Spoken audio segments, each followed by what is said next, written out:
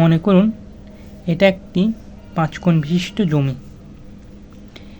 এই জমিটির 5টি কোণ আছে, 1 2 3 4 5। তাইলে আমরা এখন এই জমিটি যদি পরিমাপ করতে চাই বা কত শতাংশ আছে এই জমিটিতে সেটা জানতে চাই, তাহলে আমাদেরকে এই জমিটিকে 2 ভাগে আগে ভাগ করে নিতে হবে। তারপরে আমরা এই জমিটির পরিমাপ করতে পারবো বা এই জমিতে কত শতাংশ আছে সেটা আমরা জানতে পারবো। তো এখানে দেখুন, যদি আমরা এখান থেকে এখানে একটা দাগ টানি তাহলে জমিটি 2 ভাগে ভাগ হয়ে যাবে। এই পাশটা হবে বর্গাকার, এই পাশটা হবে আপনার ত্রিভুজাকার। তো আমি আপনাদের দেখাচ্ছি, দেখুন আমি আপনাদের সুবিধার্থে এটা একটু দাগ টেনে দিচ্ছি। এই যে এইখান থেকে স্কেল দিয়ে টানি,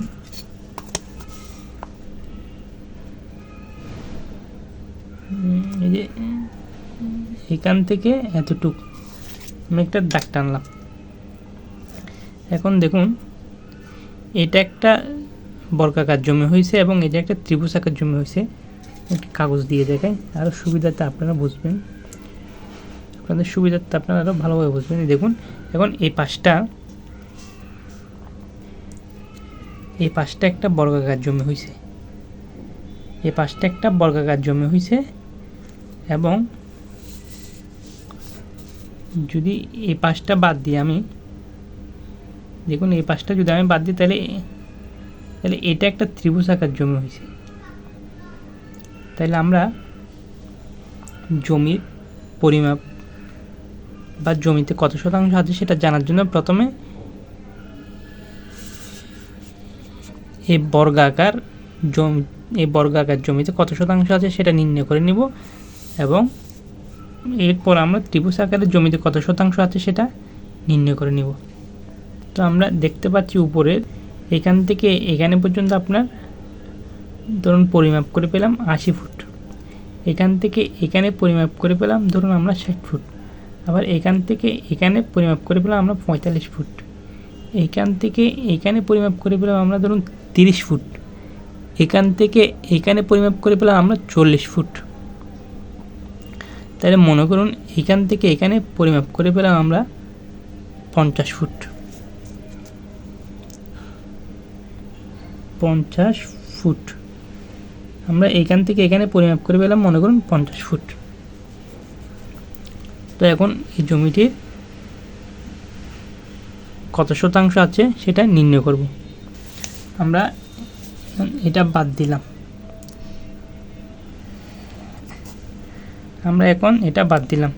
আমরা আগে বর্গাকার জমিটি নির্ণয় করে নিই। এখান থেকে এখানে আমরা পরিমাপ করে পেলাম 80 ফুট, এখান থেকে এখানে 60 ফুট, এখান থেকে এখানে 45 ফুট এবং এখান থেকে এখানে 50 ফুট। আসুন গড় দৈর্ঘ্য সমান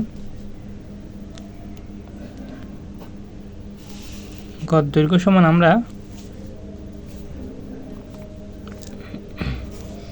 এই উপরের দৈর্ঘ্যের সাথে নিচের দৈর্ঘ্যে আমরা যোগ করব। উপরের দৈর্ঘ্য 80 ফুটের সাথে আমরা নিচের দৈর্ঘ্যে 60 ফুট যোগ করব। দেখুন 80 যোগ 60, আমরা এই উপরের 80 ফুটের সাথে নিচে 60 ফুট যোগ করেছি, বা 2। আমরা গড় দৈর্ঘ্য নির্ণয়ের জন্য কী করলাম, উপরের দৈর্ঘ্য 80 ফুটের সাথে নিচের দৈর্ঘ্য 60 ফুট আমরা যোগ করলাম। এখন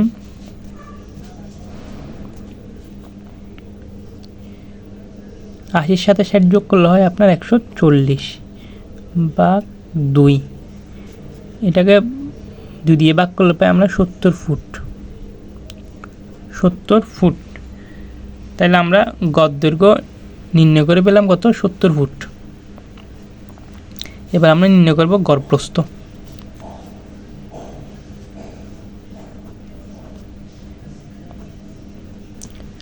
গড় প্রস্থ সমান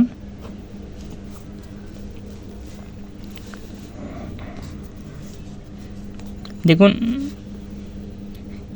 এ পাশে আছে আপনার 45 ফুট, এখান থেকে এখানে পরিমাপ করে পেলাম প্রস্থ 45 ফুট, আর এখান থেকে এখানে পরিমাপ করে পেলাম আপনার 50 ফুট।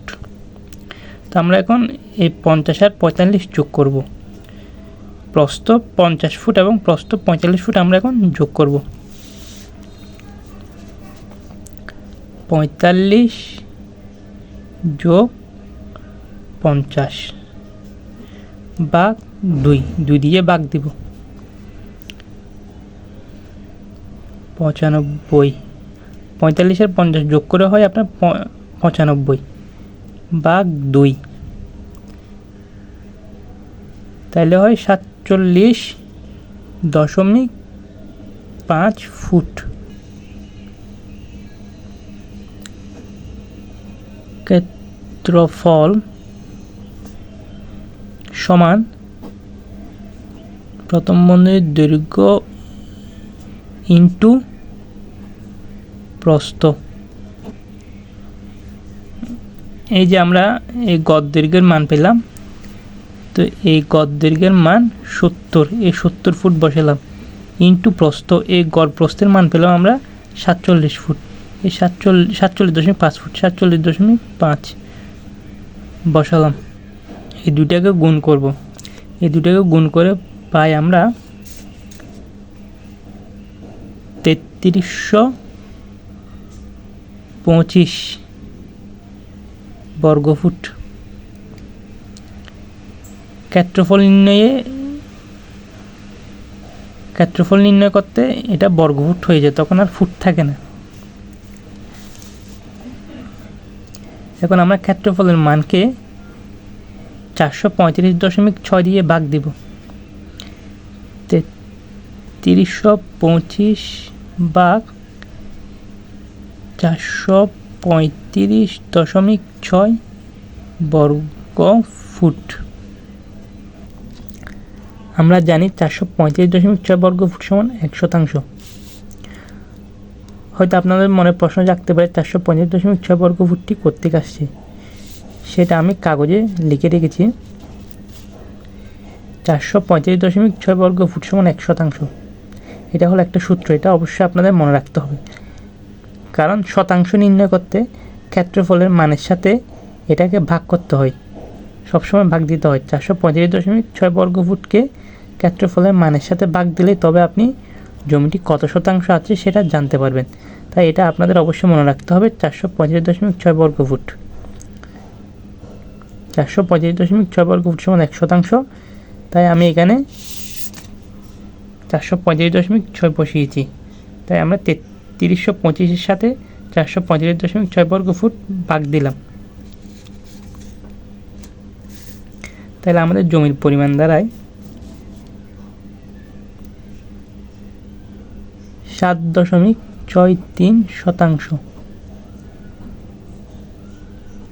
পরিমাণ পেয়ে গেলাম। আমাদের জমিটির পরিমাণ হলো আপনার 7.63%। এই যে এই বর্গাকার জমিটির পরিমাণ হলো আমাদের 7.63%। 7.63%। এটা আমি আপনাদের বোঝার জন্য, বোঝার সুবিধার জন্য আমি এখানে লিখে দিলাম। তাহলে আমাদের এই মোট জমির পরিমাণ এই বর্গাকার জমিটির পরিমাণ আমাদের এখানে 7.63%। এখন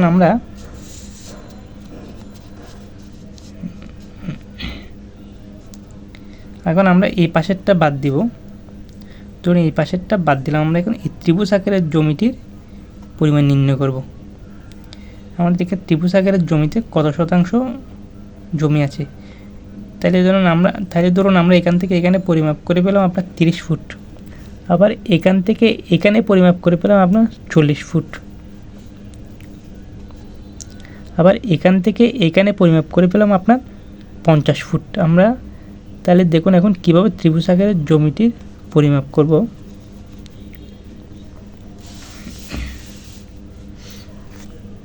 সুতরাং এখন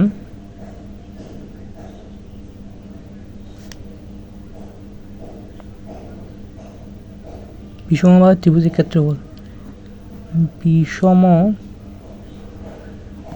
বাহু ত্রিভুজের ক্ষেত্রফল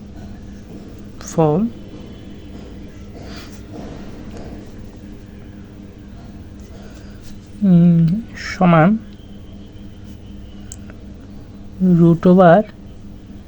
√s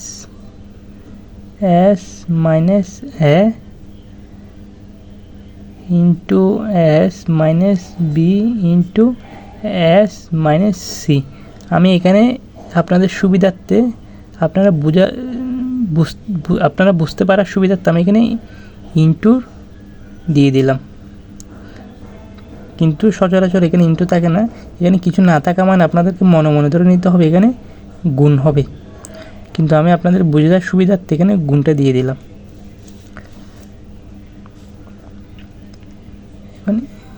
এখানে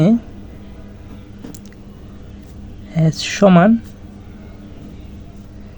a plus b plus c by 2। তাহলে আমাদের এটা করতে হলে আগে আমাদের s এর মানটি নির্ণয় করতে হবে। তাই আমরা s সমান a plus b plus c ভাগ 2 বা বাই 2 লিখলাম। তাহলে দেখুন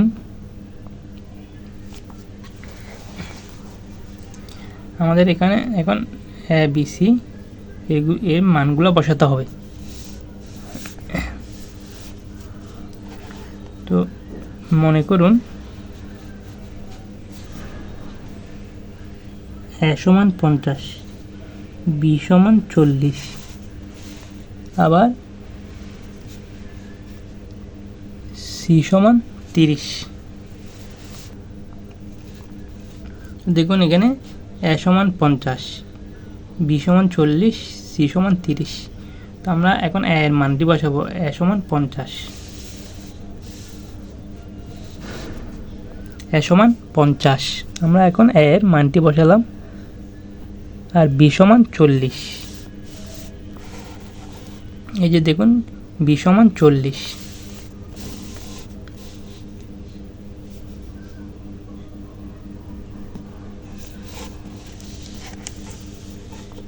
এরপর c সমান 30,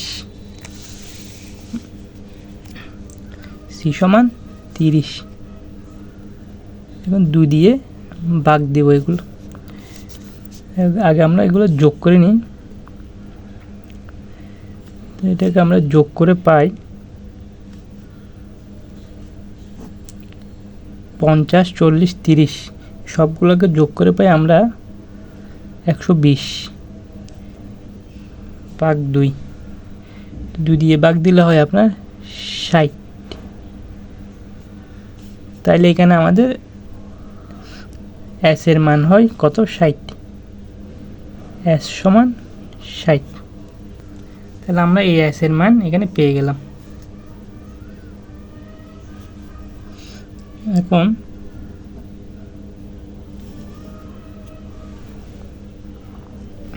যেহেতু s সমান 60, তাহলে আমরা এখানে এই s এর মান 60 পেলাম। এই 60 বসাবো এখানে। 60 ইন্টু 60 মাইনাস 50। এই যে আমরা এখানে বসালাম a এর মান 50, b এর মান 40, c এর মান 30। আমরা এখানে ত্রিভুজ থেকে যেটা বসালাম, এই দেখুন a এর মান 50, b এর মান 40 এবং c এর মান 30। আমরা এখন এই মানগুলো বসাবো। a সমান 50, b সমান 40 এবং c সমান 30।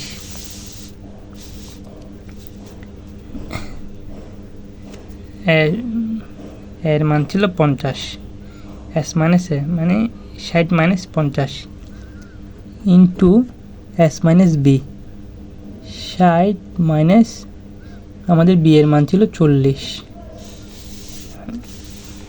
এই যে b এর মান 40। তারপর into 60 minus 30 s minus c। c এর মান এখানে এই c এর মান 30 এই যে দেখুন সি সমান 30, সি এর মান আমরা 30 বসাবো। এখন আমরা এগুলা 60 থেকে 50 বিয়োগ দেব, 60 থেকে তারপর 40 বিয়োগ দেবো, তারপর 60 থেকে 30 বিয়োগ দিয়ে যেগুলো যে সংখ্যাগুলো পাবো ওগুলোকে আমরা গুণ দিব। তো 60 ইন্টু 10, 60 থেকে 50 বিয়োগ দিলে হয় 10, ইন্টু 60 থেকে 40 বিয়োগ দিলে হয় আপনার 20, আবার 60 থেকে 30 বিয়োগ দিলে হয়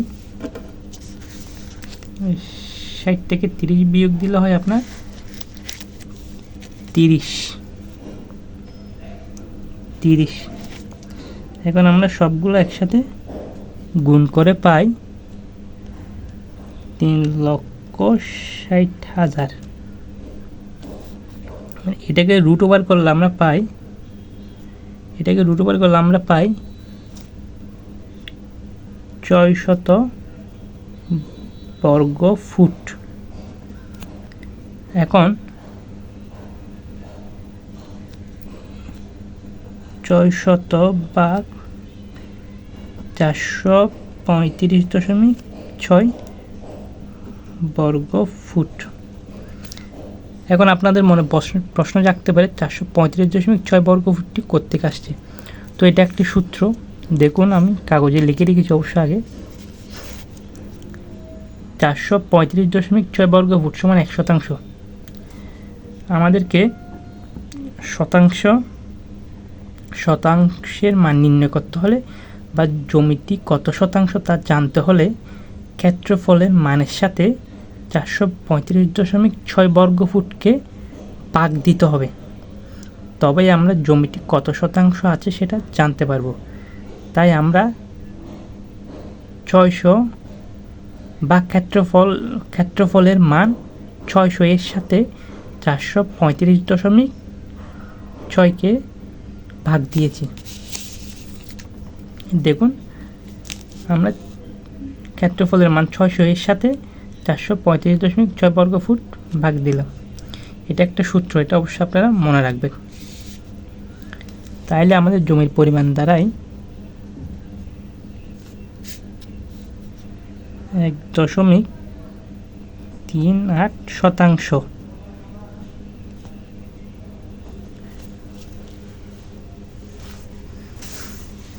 তাহলে আমাদের ত্রিভুজ আকারের জমিটির পরিমাণ কত? 1.38 শতাংশ।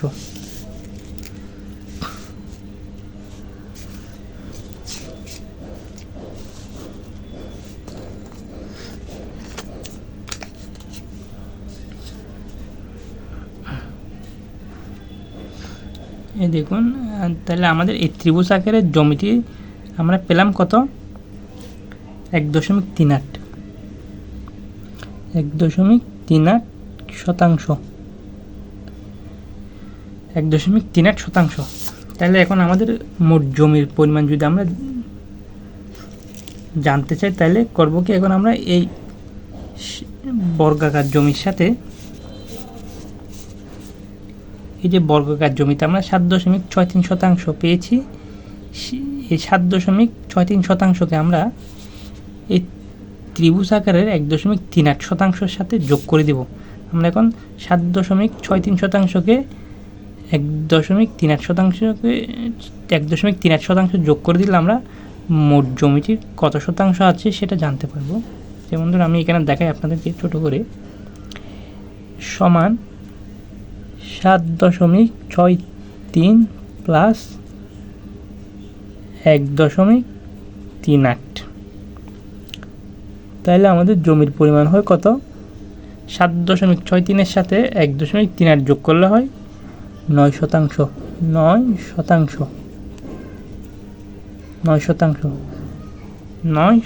এই যে 9 শতাংশ। তাহলে আমাদের মোট জমিটির পরিমাণ হচ্ছে এখানে 9 শতাংশ। আমি নিচে আপনাদের আবার করে দেখাইতেছি, দেখুন 7.63 প্লাস 1.38 শতাংশ সমান 9%।